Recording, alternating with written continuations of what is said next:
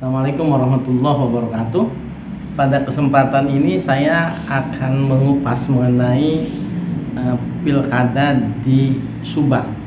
Subang termasuk satu dari 272 kepala daerah yang akan ikut serta di pilkada serentak pada November 2024 itu.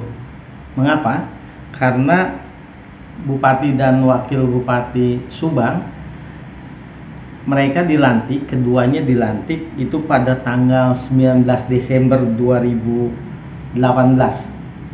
Karenanya menurut konstitusi, menurut undang-undang, Bupati dan Wakil Bupati Pak Haji Ruhimat dan Bapak Agus Maskur Rosyad itu akan mengakhiri masa jabatan pada jabatannya masing-masing sebagai Bupati dan Wakil Bupati pada tanggal 19 Desember 2023. Pertanyaannya, setelah masa jabatannya habis sesuai ketentuan pasal 60 Undang-Undang Pemerintahan Daerah, yang di pasal 60 itu disebutkan bahwa kepala daerah memegang jabatan selama 5 tahun sejak pelantikan dan sesudahnya dapat dipilih kembali untuk satu periode pada jabatan yang sama. Nah, jika itu ketentuannya, dan tentu saja itu ketentuan normatifnya, maka kedua beliau ini harus kemudian habis masa jabatannya. Penjabat bupati lah nantinya akan menggantikan posisinya sejak habis masa jabatan di 19 Desember 2023 itu. Sahabat kanal Toro Sadi, selain ketentuan pasal 60, ada ketentuan pasal juga di dalam Undang-Undang Pilkada yang menyebutkan dengan kalimat yang sama, diputar saja pilihan katanya. Jika di Undang-Undang Pemda disebutkan kepala daerah memegang jabatan, maka disebutkan bahwa masa jabatan itu 5 tahun gitu. Jadi sama-sama saja 5 tahun. Nah, apa artinya ini? Artinya secara hukum memang Pak Haji Ruhimat dan Pak Agus Maskur keduanya tidak lagi kemudian menjabat di jabatan yang sama dan posisinya digantikan oleh pejabat gubernur. Siapa penjabat gubernur ditentukan juga oleh undang-undang, yaitu mereka yang ASN yang memenuhi kriteria yang sudah ditetapkan oleh undang-undang. Artinya tidak ada petahana.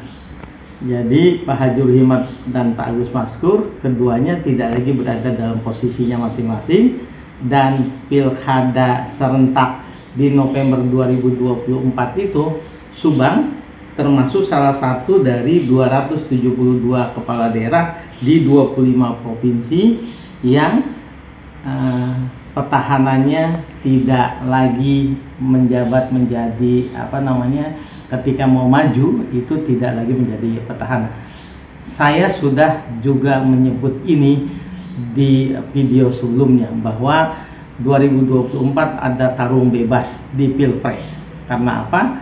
Karena Pak Joko Widodo secara konstitusi itu tidak mungkin maju lagi karena sudah 2 periode jabatan pada jabatan yang sama sebagai presiden.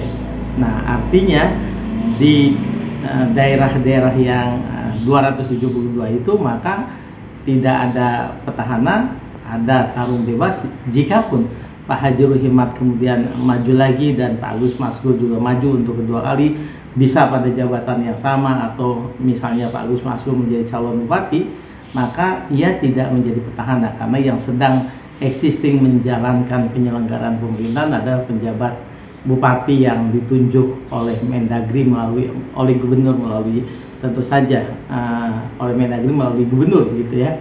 Nah, kondisi seperti ini tentu saja menjadi pertarungan bebas juga di Subang. Tidak ada petahana yang saat itu existing petahana. Pak Rimat maju dalam posisinya bukan sebagai bupati, tetapi sudah menjadi warga biasa yang mantan bupati, kemudian nanti akan mencalonkan untuk periode kedua. Ini tentu saja menjadikan pertarungan ini semakin lebih terbuka lagi, semakin bebas gitu ya. Ringnya ring bebas, tidak ada petahana. Kemudian dari sisi lain, ini juga mesti dipahami bahwa yang mencalonkan pasangan calon bupati dan wakil bupati adalah partai politik yang hitungan kursinya atau persentase suaranya itu, hitungan kursinya haruslah atau dihitung berdasarkan hasil pemilu legislatif dan pemilu presiden serentak yang dilaksanakan 14 Februari 2024 itu. Jadi sahabat pembelajar, 27 November 2024 pertama ada pertarungan bebas, yang kedua diukirnya peta politik pasangan calon itu akan ditentukan melalui pemilu legislatif di tanggal 14 Februari. Karenanya yang harus dipanaskan segera tentu saja adalah mesin partai politik, supaya partai politik itu bisa memenuhi minimal kursi baik sendirian ataupun bergabung bersama dengan partai politik lainnya untuk memenuhi angka itu. Kalau sekarang sudah ramai ada bakal calon, apa untungnya? Tentu saja selalu ada keuntungan. Paling tidak tahun ini adalah tahun si bakal calon itu, siapapun ia yang berminat untuk mengumpulkan makin tinggi rating popularitasnya. Ini adalah tahun popularitas.